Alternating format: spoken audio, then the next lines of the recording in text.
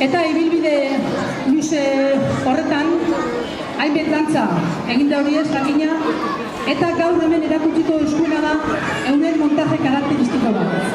Euren taldean egindako montajetik.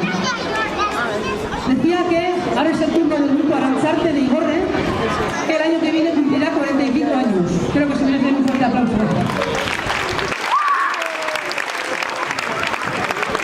Y en todos esos años, claro está,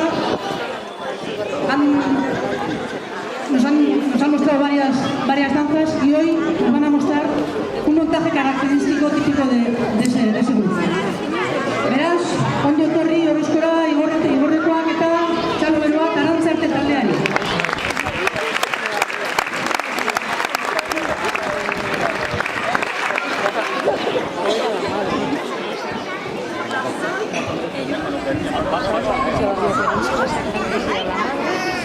Era la